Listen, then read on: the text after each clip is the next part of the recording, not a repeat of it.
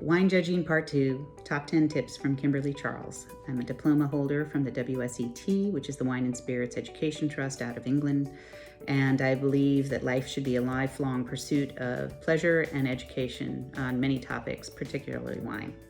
What do you look for in a wine when you're judging it? Well, for the most part, you would obviously want to have clarity in the glass. We like clarity in general.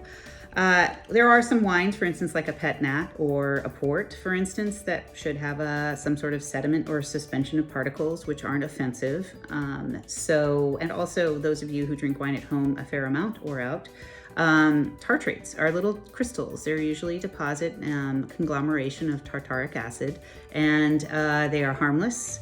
And they often are in wines, and they are totally safe. So don't be alarmed if you happen to see that. All right, next.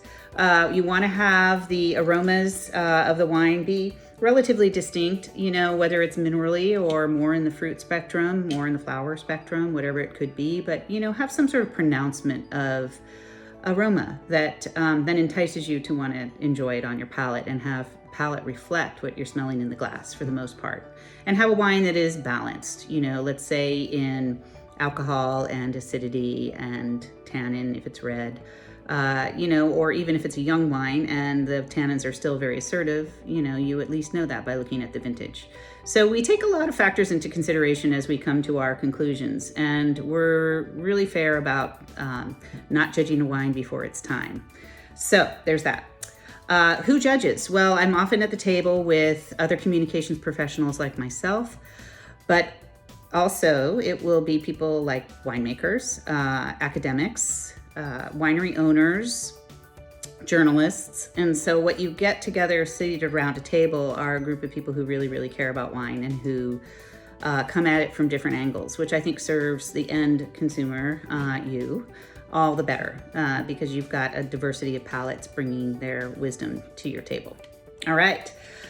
One tip I would say to wine competition organizers is always try to have a retail partner. May not be the simplest thing in the world, but if you have somebody at retail who can promote the fact that you've judged all these wines and can sell them with the weight of all these judges behind it, good on you. One of my favorites locally here in California is Bottle Barn.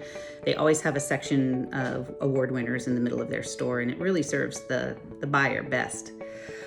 Finally, what I would say is that, the camaraderie of judging is worth the time that we take to do it.